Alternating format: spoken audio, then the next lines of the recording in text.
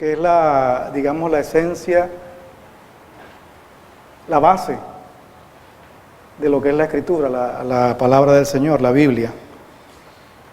El propósito esencial de las Escrituras muchas veces no lo tenemos claro. El cristiano de hoy en día se acerca a la Biblia a leerla a veces por curiosidad o buscando en ella a ver qué Dios le dice o qué hay para mí. Y ese no es el objetivo de la Escritura, ni la esencia de las Escrituras. El propósito esencial de la Biblia, de las Escrituras, es revelarnos a Dios. Revelarnos a Dios. O sea, Dios se tomó el trabajo de inspirar a más de 40 autores para que escribieran este libro con un propósito fundamental, y es revelarse, que le conozcamos. El profeta Jeremías dijo que la gloria del hombre es el conocimiento de Dios. Cuando nos acercamos a la Escritura tenemos que entender que el propósito de Dios no es bendecirme solamente con la lectura, sino principalmente revelarse a mi vida, que yo le conozca. Jesús dijo que la vida eterna era ¿qué? Esta es la vida eterna, que te conozcan a ti, el único Dios verdadero, y a Jesucristo, a quien has enviado. Dios se revela en la Escritura, revela su carácter, revela sus atributos, su voluntad, sus propósitos. Entonces, cuando leemos la Escritura, lo primero que tengo que preguntarme es, ¿qué me está revelando Dios de su carácter, de sus atributos, de su voluntad y de sus propósitos? Que son propósitos eternos, ¿verdad? A veces pensamos que los propósitos de Dios comenzaron en el 2020, porque tengo un sueño, un anhelo, y Dios comenzó a trabajar a partir del 1 de enero un propósito, una visión, decimos el año de la visión, 2020. No, son eternos los propósitos del Señor. Dios trabaja desde la eternidad y hasta la eternidad. No hay ningún plan que Dios comenzó este año, ya viene trabajando con eso. En ti y en mí, Pablo dice que Dios comenzó la buena obra y la va a perfeccionar ¿hasta dónde? Hasta el día de Cristo. O sea, no en el 2020, sino hasta el día de Cristo. Entonces, eso es bueno cuando vamos a estudiar la Biblia, saber que lo primero, lo esencial, lo más importante es la revelación del carácter, de los atributos, de la voluntad y de los propósitos del Señor. Ahora les invito a que busquemos un texto en el Antiguo Testamento, en el segundo libro de Samuel, capítulo 6, y vamos a leer del versículo 1 al versículo 11. Y sobre este texto vamos a desarrollar el mensaje que el Espíritu Santo quiere hablarnos hoy. Recordemos, hermanos, que Dios nos trajo en esta mañana de la mano el Espíritu Santo, aunque de pronto viene forzado por costumbre, ¿no? Es Dios que nos ha traído. Y en Apocalipsis, en cada mensaje que Dios le da a la iglesia, termina diciendo, el que tenga oídos, oiga lo que el Espíritu dice a la iglesia. Amén. Entonces, a través de este texto, en esta mañana, el Espíritu Santo quiere hablar a su iglesia y a ti, de manera individual también, porque Dios te conoce por tu nombre. Gloria al Señor. Segundo de Samuel, capítulo 6, versículo 1 al 11. Leo para ustedes, mis hermanos, la palabra del Señor. David volvió a reunir a todos los escogidos de Israel, 30,000. Y se levantó David y partió de Baala de Judá con todo el pueblo que tenía consigo para hacer pasar de allí el arca de Dios, sobre el cual era invocado el nombre de Jehová de los ejércitos, que mora entre los querubines.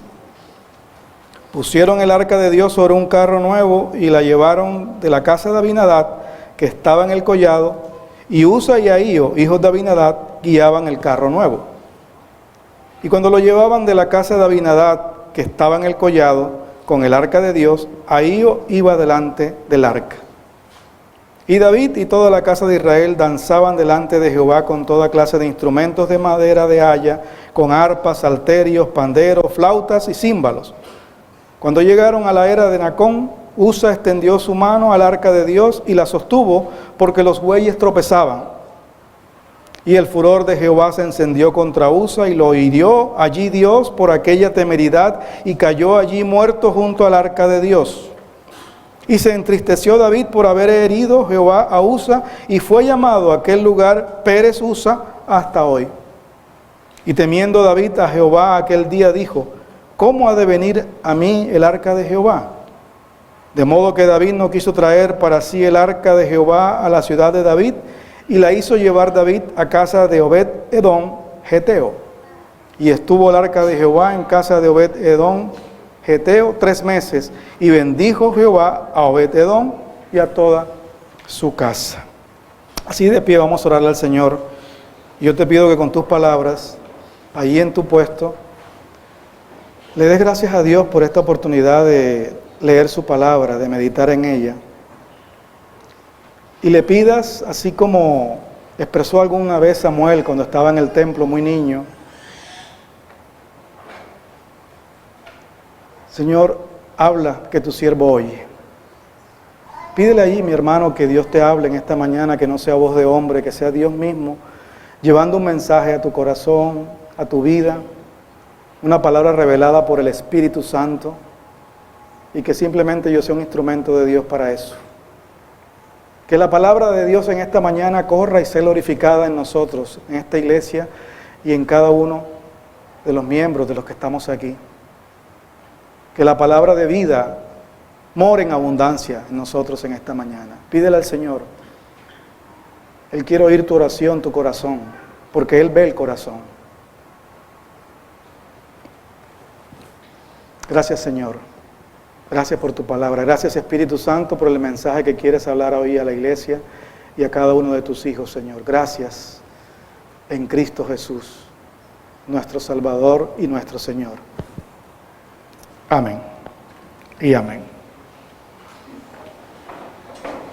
A la manera de Dios es el título que quiero dejar para ustedes en esta mañana sobre este texto. A la manera de Dios. El relato nos dice que David se propuso traer el arca a Jerusalén. No estaba en Jerusalén, y el lugar donde debía estar el arca era la ciudad de Dios, o sea, Jerusalén, el monte de Sión. Y escogió un grupo de 30,000, un grupo selecto, escogidos de Israel. Era una congregación bastante grande, ¿no? 30,000 escogidos a buscar el arca a Baala de Judá. Y allá llegaron los 30,000. Y dice el texto que hicieron un carro nuevo, unos bueyes, y ahí montaron el arca del testimonio, el arca de Dios, dice el texto.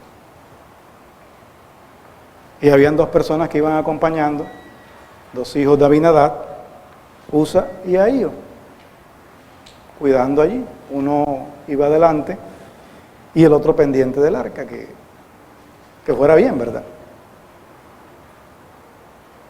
Y dice que había una multitud, esa multitud danzaba delante de Dios. David era un hombre que le gustaba eso. Él fue el que organizó el ministerio de música y canto en Israel, que eran miles de personas organizadas por David para que cantaran a Dios como Dios quería que se hiciera. Por eso se habla de David como el dulce cantor de Israel y un hombre conforme al corazón de Dios. Él organizó un ministerio de música y canto en el pueblo de Israel. Y aquí está desarrollando esa parte que le encantaba a David, danzando delante de Jehová, dice, con toda clase de instrumentos de madera de haya, arpas, salterios, panderos, flautas y címbalos. Imaginémonos el ruido que había, ¿no? 30,000. Una congregación bastante escandalosa, muy pentecostal, digámoslo así.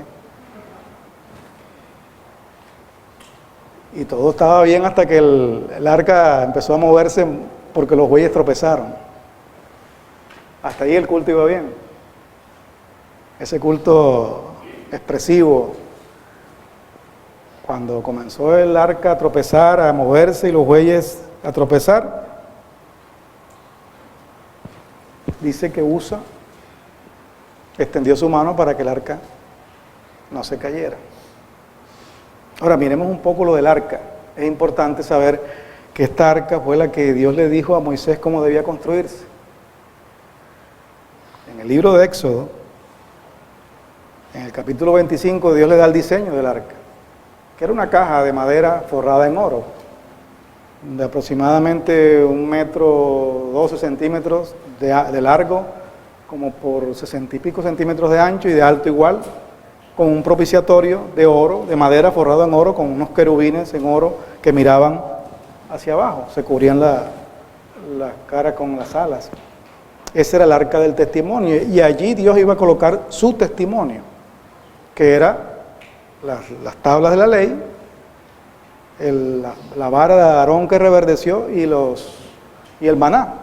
El testimonio de Dios iba a estar allí. Y en el diseño que Dios le da a Moisés, le dice que debe haber unos aros de oro y unas varas de madera forradas en oro de madera de acacia, que siempre deberían estar puestas en el arca, porque la idea es que el arca fuera llevada en hombros por los levitas. Nadie podía transportar el arca sino solamente los llamados por Dios, los que Dios había escogido para el ministerio del templo, que eran los levitas. Y esas varas tenían que estar siempre puestas allí para cargar el arca. No se habla aquí de cómo se cargó, cómo se montó en el carro nuevo. Lo cierto es que a Usa se le ocurrió tocar el arca cuando se vio que se iba a caer.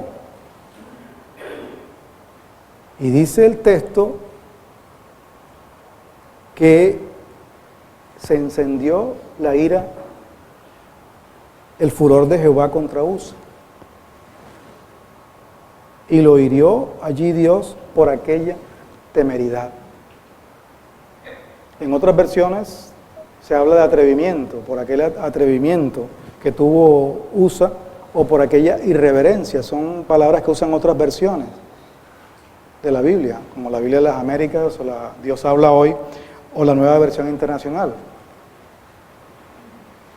Y por ese hecho, dice que Dios acabó con Usa, le quitó la vida, lo hirió y él murió allí. Porque no podía Usa tocar el arca.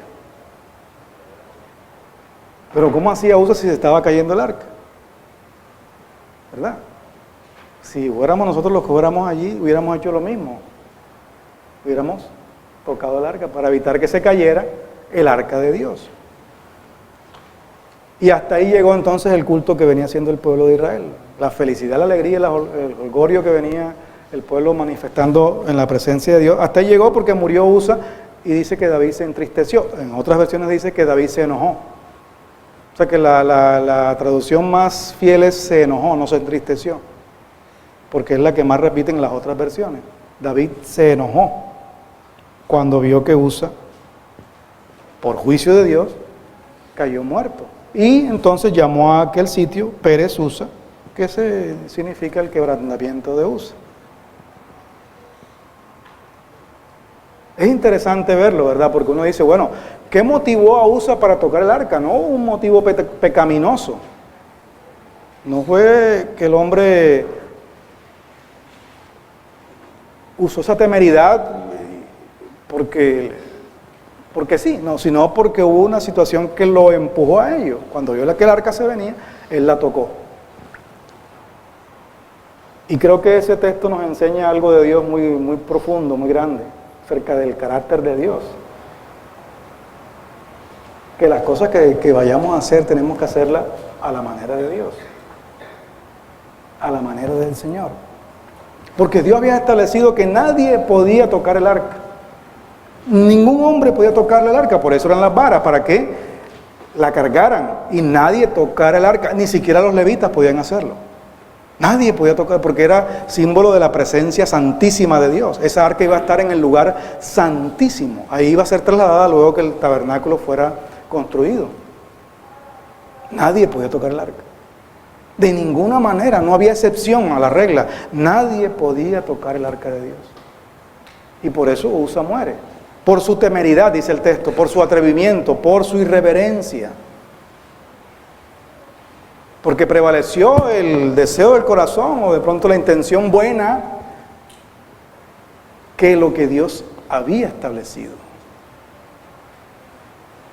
Y uno pudiera ver a un Dios injusto. Bueno, pero si Dios mira el corazón, vio el corazón de Usa, este hombre lo hizo de buena fe. Pero también de buena fe pecamos.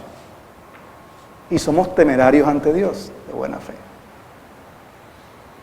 Y lo que este texto revela del carácter de Dios es el carácter de ese Dios que se revela también cuando le da las leyes a Moisés y le dice desde el primer mandamiento que no se haga imagen de nada, que no honre imágenes de dioses ajenos, porque Él es un Dios fuerte y celoso.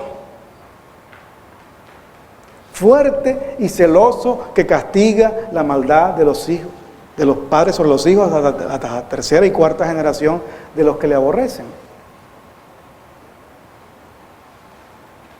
Uno dirá, bueno, pero ese es el Dios del Antiguo Testamento. El del Nuevo cambió. Ya es otro. Ya el man vive. Ya es un Dios Papá Noel que ve a sus nietos y está contento con todo el mundo. Y Dios cambió. Pero a mí la Biblia me dice que Dios es inmutable. Que en Él no hay mudanza ni sombra de variación, que Él es el mismo ayer, hoy y por los siglos.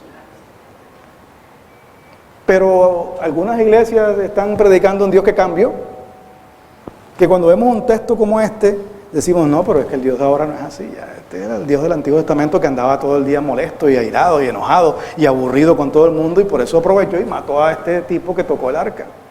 El Dios del Nuevo Testamento no es así. Hechos capítulo 5.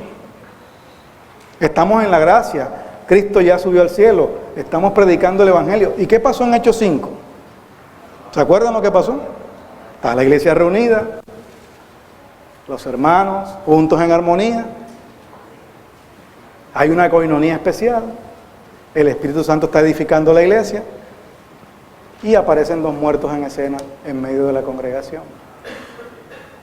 Dos personas que se atrevieron a mentir, a decir, nosotros vamos a dar una ofrenda porque vendimos una finca que heredamos y la vendimos por 10 millones y queremos dar los 10 millones.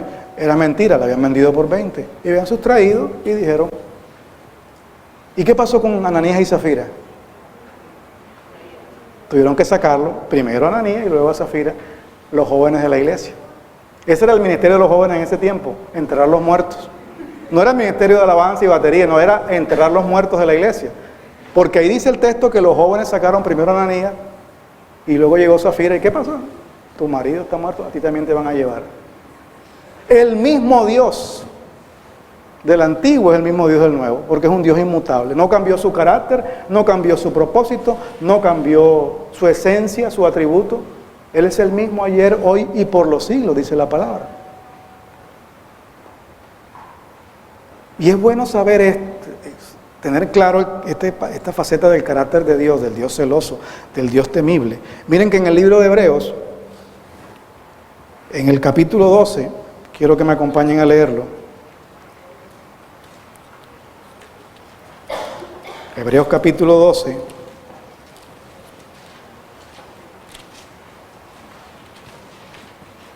Versículos 28 y 29. El libro de Hebreos es un libro que habla de la gracia, que desarrolla un tema teológico único en el Nuevo Testamento y en la Biblia, que es el sumo sacerdocio de Jesucristo. No se habla de eso en otra parte de la Biblia.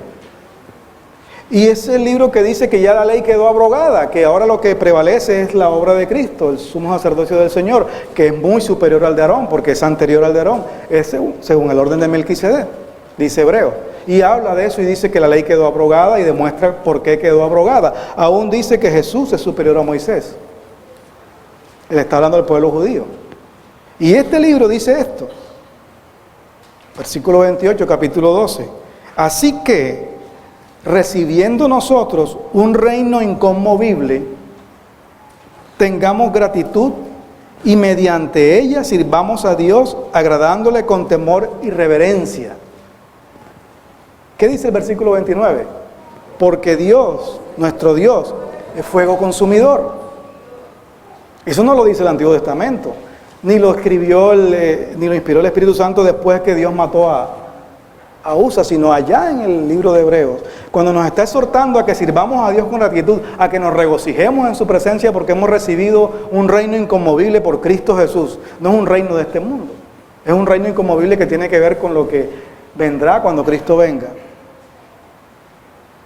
Sirvámosle a Dios Y el mismo libro nos dice, acerquémonos a Dios con confianza, porque el trono de Dios es el trono de la gracia, dice, comenzando la carta a los hebreos. Pero que le sirvamos con temor y reverencia, porque nuestro Dios es fuego consumidor. O sea, que es el mismo Dios.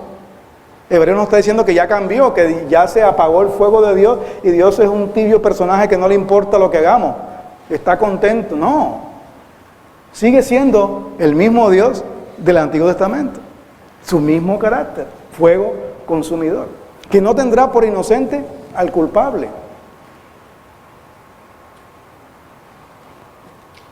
Y a Usa le pasó, y le pasó a Ananías y Zafira. Y en la iglesia pasó también. Recordemos el contexto de la cena del Señor cuando se establece, cuando el apóstol Pablo instituye la cena del Señor, ya formalmente con todo lo que aprendió del Señor cuando Él lo enseñó. ¿Qué pasaba en la iglesia de Corinto? La cena era una comida, no era un poquito de vino y un pan, era una comida, que a través de esa comida se rememoraba la muerte expiatoria del Señor, o se intentaba hacer. Se partía el pan, cuerpo partido, sangre derramada, el sacrificio de Cristo, y se hacía una comida, y la iglesia iba, era una iglesia grandísima, Corinto. Pero habían hermanos que iban a comer, porque tenían hambre, los pobres de la iglesia, y aprovechaban, y habían otros que los menospreciaban, y se formó una división en la iglesia por cuenta de eso. Lo que era una celebración santa terminó siendo una bacanal de comida, una comilona, como decimos nosotros. ¿Qué pasó entonces en Corinto? ¿Qué dice Pablo? El que bebe indignamente, juicio come y bebe para sí, por lo cual hay muchos enfermos, debilitados, y aún muchos duermen. Dice el apóstol, pasaba en la iglesia entonces que Dios estaba enojado con esa actitud, el Dios que fue consumidor. Por lo cual hay muchos enfermos, debilitados, o sea, había un juicio de Dios. Y dice Pablo, si nos examinásemos, no seríamos juzgados por el Señor. Entonces miren, mis hermanos, que el mismo Dios que se revela aquí en el texto, cuando el arca es intentada llevar a Jerusalén, se está revelando en la iglesia con el mismo carácter. Es más, el apóstol Pedro dice que es hora que el juicio de Dios comience por su casa, porque comience por la casa de Dios, no por afuera. Entonces Dios es el mismo, no ha cambiado. La iglesia de hoy ha intentado cambiarlo, matizarlo y darle un maquillaje para que se vea más atractivo. Y la gente vaya a las iglesias y llene las iglesias porque ese Dios es atractivo. ¿Qué quiere Dios? Bendecirme, que yo sea un bendecido, que salga de la iglesia diciendo soy un bendecido, que le digas al que está a tu lado, tú eres un bendecido, tú eres un campeón, en ti hay un campeón. Y la Biblia me dice que lo que hay en mí es un pecador, que el pecado mora en mí. Entonces yo quiero decirle, dile al que está a tu lado, tú eres un pecador. No un campeón, ¿cuál campeón? Pero es que el interés es que vean a un Dios sentado ahí bien, como un abuelo que está contento. No, Dios está enojado con el pecado, está airado con el pecado.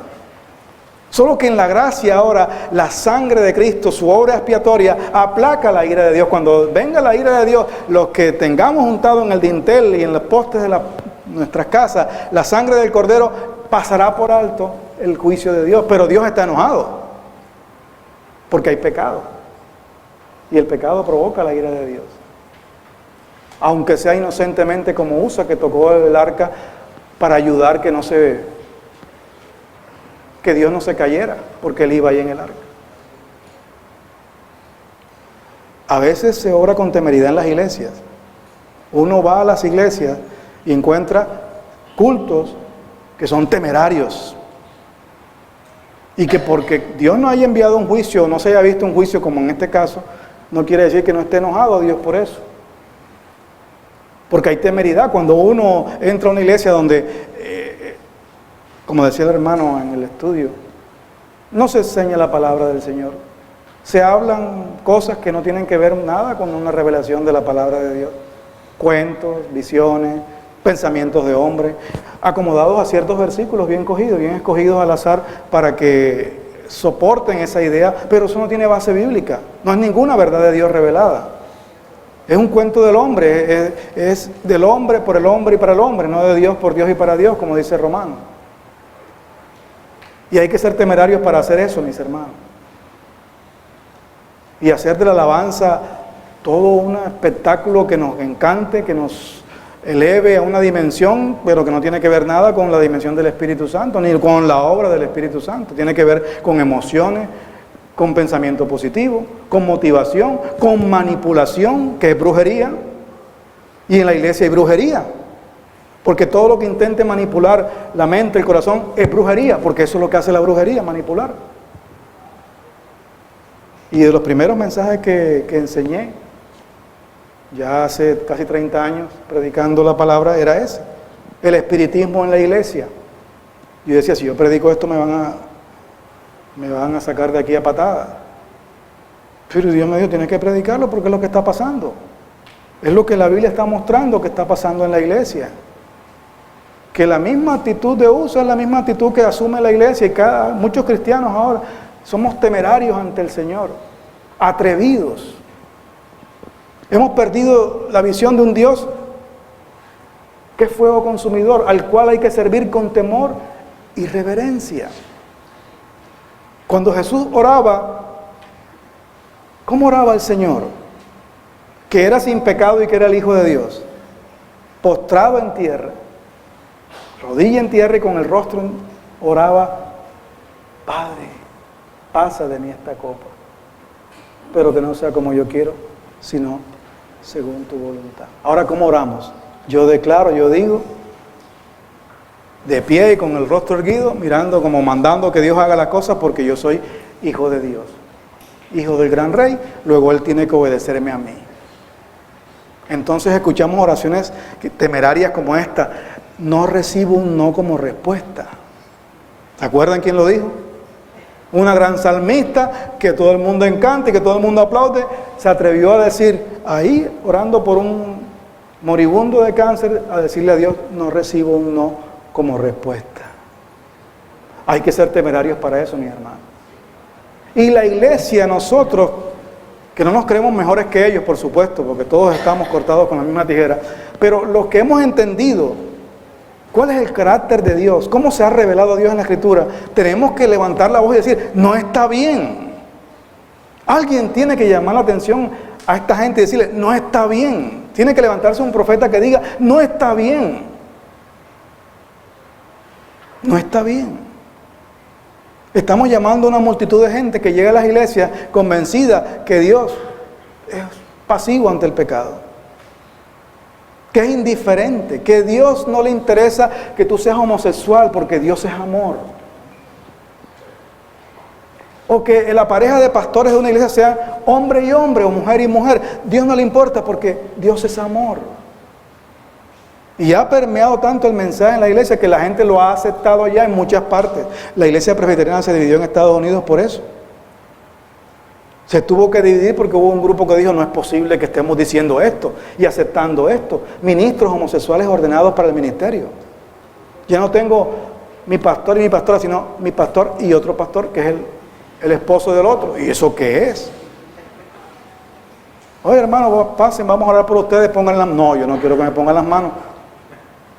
Me van a transmitir un virus espiritual. Ministros de alabanza homosexuales, casados el uno, no, y la iglesia lo acepta. No podemos quedarnos callados. Así seamos una voz en el desierto por allá, disonante, tenemos que decirlo, hermano. Tú y yo, que hemos conocido la Escritura y que estamos en una iglesia que tiene un baluarte, y el baluarte es que ama la Escritura, que ama la palabra de Dios, que se preocupa por enseñar la palabra del Señor. Tenemos que levantarnos de aquí a decirle allá, no con ánimo de sentirnos mejores, sino con ánimo de llamar la atención fuerte a una iglesia enferma que no está bien. Como no estuvo bien que este hombre tocara el arca de Dios, porque Dios dijo, no puedes tocar mi arca. No puede ser que hayan cultos a Dios que sean muy parecidos a una reunión en una discoteca.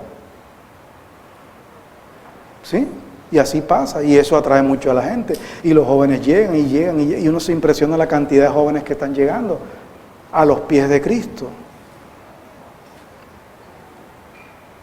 A esos jóvenes, cuando les hablan del pecado, se van a buscar otra iglesia que no les hable del pecado. Que no sea tan legalista, ni tan extremista, como si Dios hubiera cambiado, ¿verdad?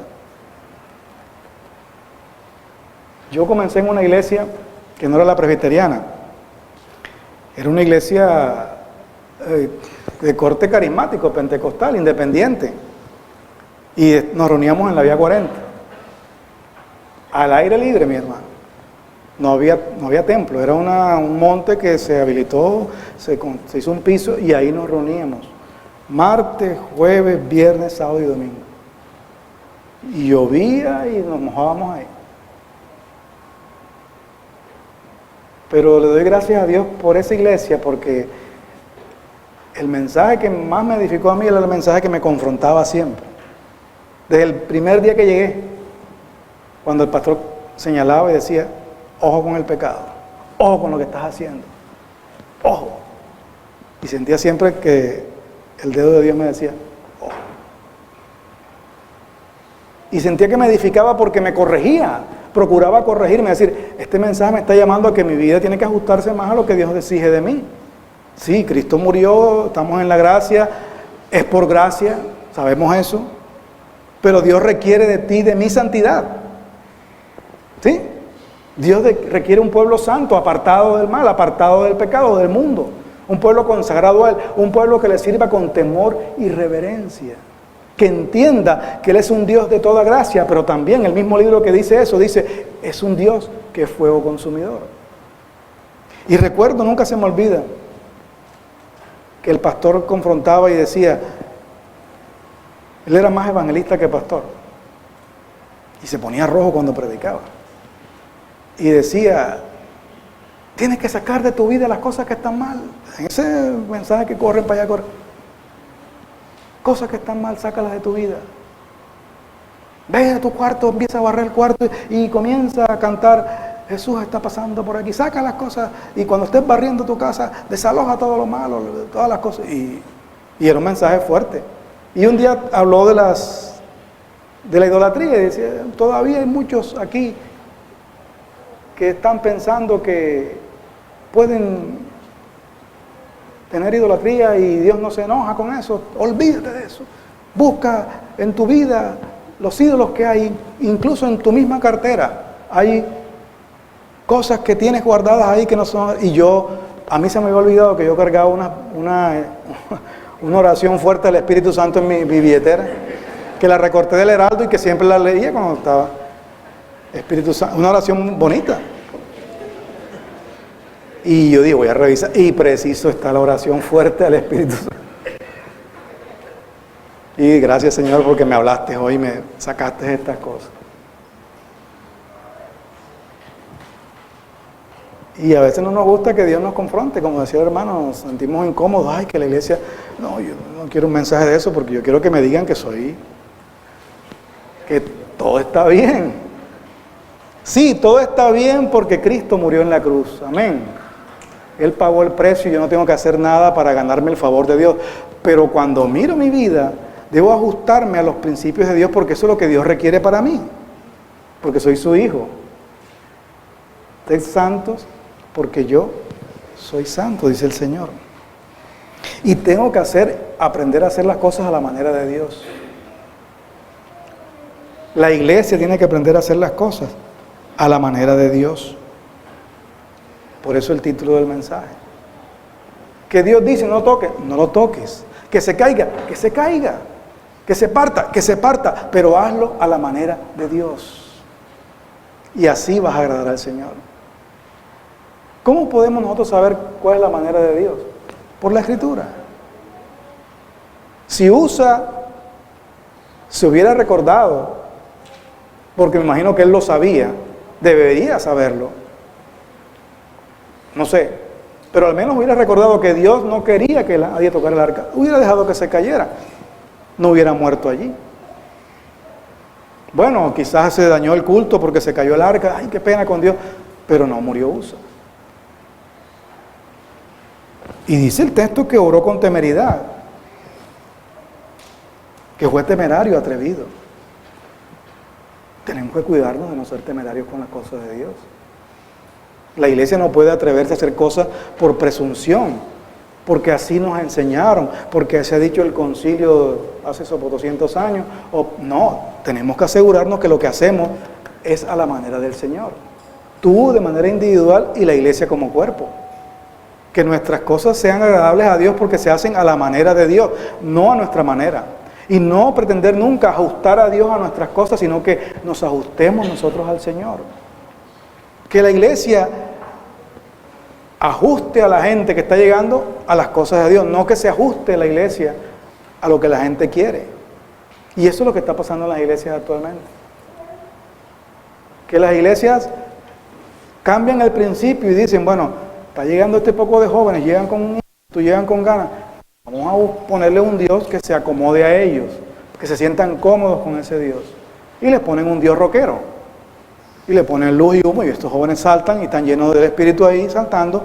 Y es pura emoción. Y es una iglesia que ha cambiado.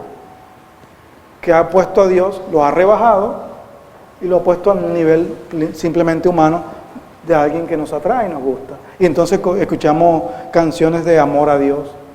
Como si le estuviéramos hablando a cualquier enamorado, y suena bonito, pero así no es. Así no es. Así no es como Dios lo ha dicho en su palabra. Y nos puede costar muy caro algún día que nos atrevamos a hacer una cosa que no sea conforme a la manera de Dios, como le costó a Usa. Y podrá quedar un testimonio de un lugar que se llama el quebrantamiento de Usa, o el quebrantamiento de Antonio, o el quebrantamiento de Juana, por alguien que se atrevió temerariamente hacer algo que no era conforme a la manera de Dios. No podemos escondernos de ese Dios que nos ve y nos mira y nos anhela celosamente. Dice la palabra que el Espíritu Santo a ti y a mí, a los que Dios ha escogido, los anhela celosamente, porque es un Dios celoso. Por eso cuando tú como cristiano estás acariciando el mundo y ahora estás pensando en los carnavales y voy a pegarme una escapadita, eso no tiene nada de malo, eso es cultural. Debes recordar que la Biblia dice que cualquier amistad con las cosas del mundo es enemistad con Dios. Que si yo pretendo hacerme amigo del mundo, me constituyo en enemigo de Dios. Por eso dice, no améis al mundo ni las cosas. Pero hay cristianos que dicen que no, eso no tiene nada de malo. Porque pretenden ignorar la Escritura y la revelación de Dios en la Escritura. Y nos volvemos entonces atrevidos y temerarios con las cosas del Señor.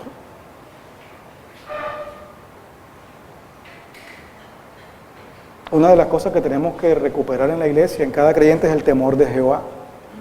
¿Verdad? El principio de la sabiduría es el temor de Dios.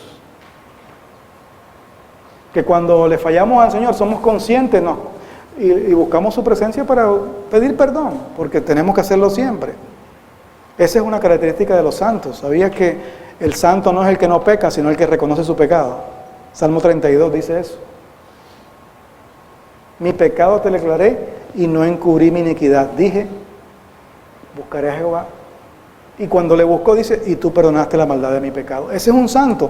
Dice luego, por eso orará a ti todo santo en el día en que pueda ser hallado. Entonces cuando nos llamamos santos, somos personas que somos conscientes de nuestras debilidades. Y las identificamos como pecado cuando vemos en la Escritura que no están conforme a la voluntad de Dios. Y enseguida vamos a la presencia de Dios a decirle, perdóname, Señor. Gracias porque me has perdonado en Cristo. Gracias porque Cristo con su sangre me ha limpiado. Y ahora puedo ser acepto al Señor por la obra de Cristo. Tenemos esa gracia. Esa es la característica de un santo de hoy. No el que encubre, no el que matiza, no el que dice, no, esto no está mal, esto está bien, Dios es amor. Dios es amor y Dios es fuego consumidor. El mismo Dios que nos ama dice, sírveme con temor y reverencia, ¿verdad? Es más, cuando llama a las iglesias a un arrepentimiento, en Apocalipsis encontramos la expresión, ¿verdad? Cuando Dios llama a un arrepentimiento fuerte a una iglesia como la Odisea, le dice, yo al que amo reprendo y castigo. Ese es el carácter de Dios. Un Dios celoso con su pueblo, un Dios que está pendiente de lo que hacemos y dejamos de hacer. No un Dios indiferente, no un Dios adormecido, o un Dios que nos contempla y dice, no, estás bien así, yo te entiendo. No es el Dios de la Biblia. El Dios de la Biblia se revela en la Escritura y nos muestra su carácter tal como es. Y aquí lo vemos expresado en este texto. Patético. Se le dañó el culto a David, se enojó David, se molestó. Nosotros cantando aquí, nosotros que estamos haciendo el favor de adorarte, el favor de traer 30,000 para que te adoren a ti, y tú nos matas a uno y nos dañas todo el culto. Y se enojó David. Y a veces pensamos que le hacemos un favor a Dios cuando le cantamos. Muchos creen que le hacemos un favor a Dios poniendo un grupo de rock cristiano que le cante, que humo y todo, porque estamos adorando al Dios vivo. Y Dios tiene que estar contento porque lo estamos cantando. Tiene que estar contento. A Él tiene que gustarle porque a mí me gusta. ¿Se dan cuenta de eso? Eso se llama temeridad. Eso se llama ignorar el carácter de Dios. De una iglesia ciega, que dice, no, aquí hacemos las cosas como se nos antoje y Dios tiene que aprobarlas. Por eso la enseñanza herética de la confesión, de esa declaración del cristiano con la boca que con ella puede lograr lo que sea, eso es herejía, porque ignora la voluntad de Dios, ignora el propósito de Dios, ignora lo que Dios pretende hacer, sino que se centra en el hombre y el hombre es el que dice y declara, y con eso Dios está obligado a mover su mano poderosa en favor mío, porque yo soy un hombre de fe. Y como Jesús dijo que todo lo que diga con mi boca será hecho, Dios lo va a hacer. Y Jesús no dijo eso. Entonces, mis hermanos, iglesia, mantengámonos en la senda de la palabra del Señor, de la enseñanza de la palabra de Dios. En ella vamos a encontrar las maneras de Dios, cómo Dios quiere que la iglesia y tú como persona actúes en tu vida, te muevas en tu vida. Cuando vayas a hacer algo, antes de hacerlo, ora, pero también busca en la palabra lo que Dios quiere decirte acerca de lo que vas a hacer, porque Dios tiene un plan para tu vida que es eterno, que no es circunstancial. Un negocio, lo que sea, tienes que pedirle a Dios, Señor, muéstrame cuál es tu manera, cómo lo voy a hacer. No presupongas las cosas, porque cuando estás orando, estás buscando la voluntad de Dios. ¿Y cómo se revela Dios? ¿Cómo revela su voluntad a tu vida y a mi vida? Por la palabra. Y Dios te va a llevar a la palabra para que tú actúes como Él quiere que actúes. ¿Verdad? Pero no hacemos eso. Oramos para que Dios bendiga lo que ya hice o lo que voy a hacer, que ya decidí hacer. Pero no le decimos a Él, no lo voy a hacer hasta que tú me digas qué es lo que tengo que hacer. La jovencita que está pensando en noviarse con un joven que no es cristiano. Y entonces está orando, Señor, que Él se convierta a ti. No, así no se ora. Estás orando mal. Porque te vas a unir en yugo desigual con un incrédulo. Y Dios dice que no lo debes hacer. Dios te lo va a dar convertido, no para que tú lo conviertas. Porque viene y te convierte Él a ti en una mundana. Y te jala para el mundo y tú no lo jalas para Cristo. Porque las cosas hay que hacerlas a la manera de Dios. Dios dice, no te unas en yugo desigual con los incrédulos, porque no hay ninguna comunión de la luz con las tinieblas. No hay ningún compañerismo, no puede haberlo. No, pero es que yo confío que... No, haz las cosas a la manera de Dios. Usa confió de que él iba a ayudar a Dios para que no se cayera y se murió. Entonces a veces nos va mal en la vida, en los negocios, en lo que sea, porque actuamos atrevidamente, sin consultar ni esperar lo que Dios nos diga. ¿No les ha pasado? Tomamos decisiones de casarnos, de estudiar una carrera y no consultamos a Dios. Y decimos que somos hijos de Dios. Y cantamos himnos que dicen, yo quiero hacer tu voluntad, yo amo tu voluntad.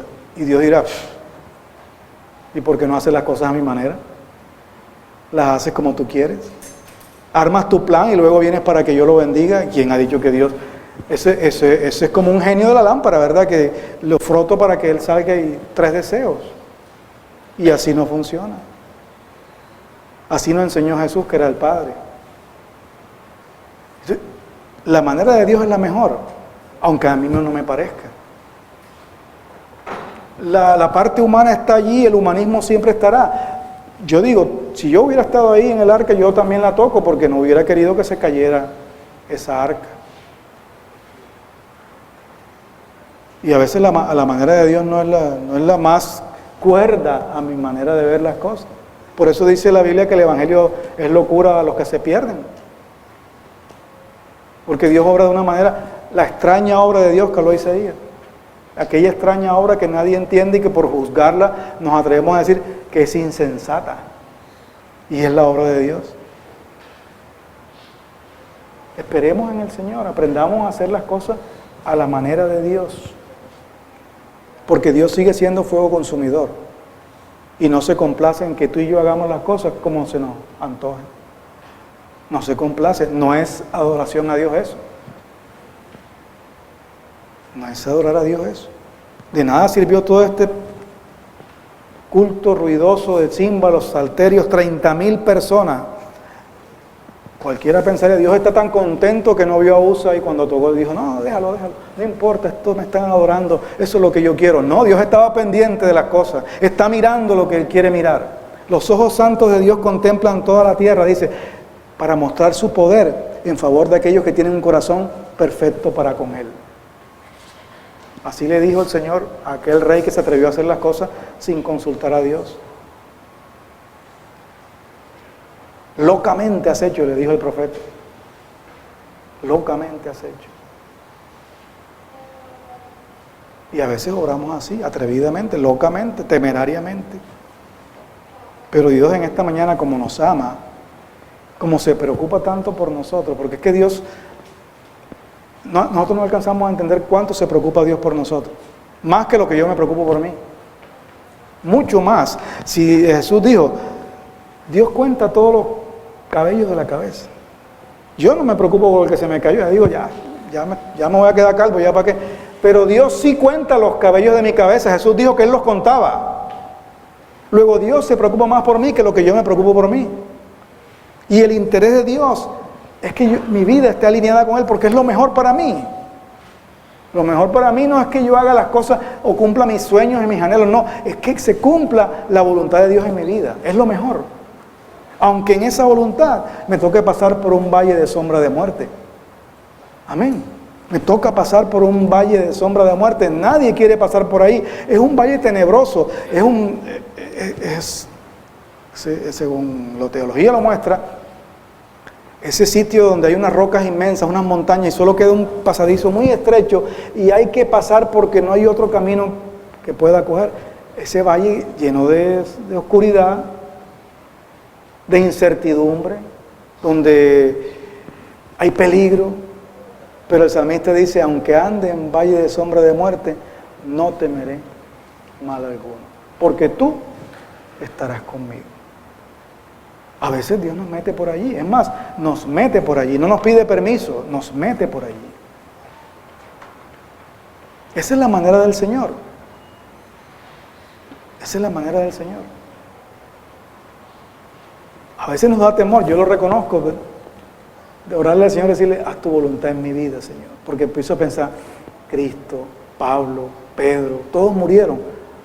Juan en una isla, miércoles, si le digo que haga su voluntad en mí, seguro me van a meter preso. Y trato de imaginarme el cuadro, pero digo, ¿qué es lo mejor? ¿Que yo cumpla mis sueños o que Dios haga su voluntad en mí?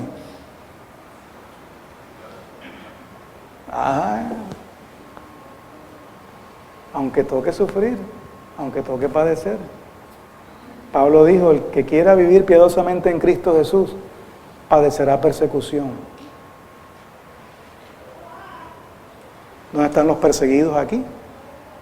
Un hermano me contaba un testimonio alguna vez, decía, la única vez que oí un mensaje en que el predicador llamó a convertirse a Cristo y dijo, quienes quieren sufrir por Cristo, pasen adelante, El único que pasó fue él. Tenía espíritu de mártir, parece. La mayoría pasa adelante porque dice, ¿quién quiere que Dios le haga esto? ¿Quién quiere que Dios le dé casa, carro y beca? 3 mujeres, tal. Y todo el mundo. Que Dios te va a dar una mujer nueva. Hay gente que cree que Dios le habla así.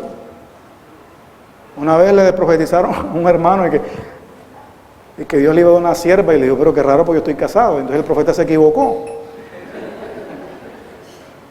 Dios me muestra que te va a dar una sierva y después yo estoy casado. Coge la sierva. Entonces el hermano pasó adelante y se convirtió con ese llamamiento tenebroso así. ¿Quién quiere sufrir por Cristo? Y no fue eso lo que llamó el Señor a los apóstoles. Cuando la gente quería seguirle, te seguiré donde quiera que vaya, Señor. Le dijo, ven y te muestro, las zorras tienen sus guaridas, pero el Hijo del Hombre no tiene ni donde recostar su cabeza. ¿Quieres seguirme? Bueno, déjame que entierre a mi papá. Espérate un momentico. Y se iban. El joven rico, te seguiré donde quiera que vayas. Todo el mundo quería seguirle hasta que él le decía, pero te voy a plantear una cuestión. Hasta ahí les llegaba. Los mismos apóstoles decían, ¿y ahora nosotros qué vamos a hacer? Se confrontaban a una realidad muy difícil. Jesús dijo, el que ama más padre y madre, hijo e hija no es digno de mí. Y el que no aborrece su propia vida no puede ser mi discípulo. Cuando yo leo eso, paso la hoja rápido. Voy a buscar un salmo que me hable porque estoy en un problema. Y entonces Judas se ahorcó como aquel que estaba buscando la palabra de Dios. Señor, háblame, y encuentra el texto. Judas se ahorcó. Y yo voy a buscar otro. Y encuentra, dice, ve si haz tú lo mismo. ¿Dónde? Y lo que vayas a hacer, hazlo ya. Y ese hombre terminó. A mí me pasó a mis hermanos. Les cuento una anécdota. Recién convertido. Estaba pasando una crisis emocional muy fuerte, unos ataques de pánico, todas esas cosas. Eso es feo, eso es el infierno prácticamente. Y nadie sabe porque uno no lo cuenta. Pero ahora que vi el testimonio de Pirri de eso, que hablaba de los ataques de pánico, y yo te entiendo que es eso. Y en esa crisis yo le oraba al Señor y le decía, háblame por tu palabra, y abrí la Biblia y me salió el espíritu inmundo que vuelve. Allá en Mateo, y entonces quiere decir que Dios me está diciendo que tengo un poco de demonios adentro. Y eso fue peor para mí, terminé más perturbado que bendecido. Y dije, ahora cómo oro si... Porque a uno le habían dicho que orara abriendo la Biblia, ¿no? Abre la Biblia. Y me salió eso, el espíritu inmundo que vuelve. Más nunca volví a abrir la Biblia así, no vuelvo a hacerlo porque no me bendijo. Salí más perturbado y ahí queda tomando. Iglesia, hermanos, a la manera de Dios, es el secreto. Hagámoslo a la manera del Señor, porque nuestro Dios es fuego consumidor. Pero es un Dios de una infinita misericordia, un Dios de un amor grande, inagotable. Y Él quiere vernos a todos nosotros reunidos, no aquí, sino allá, un día, donde yo pueda verte y decir, oye, qué bueno, valió la pena, ¿verdad? Hacer las cosas, sí, valió la pena hacer las cosas de Dios, a la manera de Dios. Valió la pena negarnos, sacrificar cosas para hacer la voluntad de Dios, sí, valió la pena. Y nos veremos allá, y lo que Dios quiere es que estemos allá reunidos. Que cuando allá se pase lista, yo a mi nombre pueda responder con alegría, como dice el himno. Aquí estoy, Señor. Aquí estoy. Bien, buen siervo y fiel. En lo poco fuiste fiel, en lo mucho te pondré. Entra en el gozo de tu Señor. Vale la pena. Dios quiere vernos allá reunidos, no solamente aquí, allá. Pero hay que hacer las cosas de la manera del Señor. Hay que perseverar en la gracia. Dice la Biblia. No es fácil perseverar en la gracia. Porque se habla de la gracia de Dios y uno dice, qué bonito, la gracia de Dios, por ella somos salvos. Por ella es que entiendo que yo no tengo que pagar ningún precio, ya Cristo lo pagó. Pero la gracia de Dios no es fácil vivirla. Es complicado vivirla. Porque la carne no quiere que tú vivas bajo la gracia de Dios. La carne quiere que tú vivas bajo tu propia guía y tu propia dirección. Y te dice, hazlo tú puedes, tú tienes un potencial. La mujer empoderada, el hombre no sé qué, fe en ti mismo. Eso dice la carne. Pero la palabra de Dios dice, no, confía en Jehová y Él hará. Encomienda a Jehová tu camino, confía en Él y Él hará. No es fácil vivir bajo la gracia de Dios. Hay que esperar el tiempo de Dios, que a veces parece que tardara. A veces parece que no fuera a llegar nunca el momento en que Dios va a hacer lo que Él ha dicho que va a hacer. Y nos apresuramos entonces como Abraham, que Dios le dijo, te voy a dar un hijo. Y Abraham dijo, bueno, ¿será que me lo va a dar con otra mujer? Y se buscó otra mujer. Y no era por allí. Entonces aceleramos los procesos del Señor por no esperar en Él. Y le pasó a Abraham. Recuerdan el testimonio de Abraham, ¿verdad? Nos pasa a nosotros. No esperamos en el Señor. Nos apresuramos, olvidamos que esto es de paciencia, que a la fe hay que añadirle paciencia. Esperar en Dios. Y la carne no quiere eso, la carne quiere las cosas ya. Si yo vine al culto hoy es porque yo quiero salir bendecido hoy. No, Dios está trabajando un proceso en tu vida que es necesario que pases por etapas difíciles y Él va cumpliendo ese propósito hermoso en tu vida de esa manera.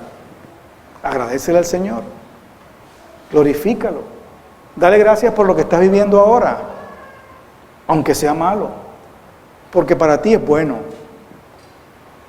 Porque a los que aman a Dios, todas las cosas le ayudan a Dios. La carne dice que no, el diablo dice no, eso nada. Busca soluciones, vete de esta iglesia, en la otra te dan la solución enseguida. Claro, el evangelio instantáneo. Hay iglesias en que tú llegas y te profetizan a la entrada, enseguida te dicen, te adivinan el futuro, hasta la lotería. Y esta iglesia es la que yo quiero, donde me digan las cosas. Pero aquí no pasa así, porque aquí Dios no trabaja así. Dios no quiere trabajar así, porque así no es como la Biblia dice que Dios trabaja. Con procesos, con calma, con paciencia, edificando, moldeando la vasija, haciéndola a la forma que Él quiere hacerla. Y eso cuesta un tiempo y cuesta paciencia. Pero es lo mejor porque es la manera de Dios. Anímate, mi hermano. No negociemos nuestros principios.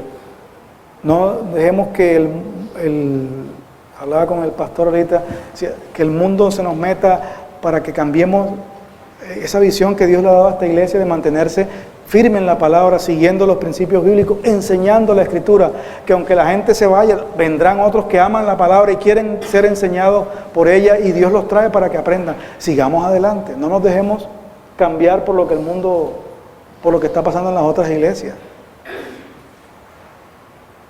Porque es preocupante, mis hermanos. Jesús dijo, cuando venga el Hijo del Hombre, hallará fe en la tierra.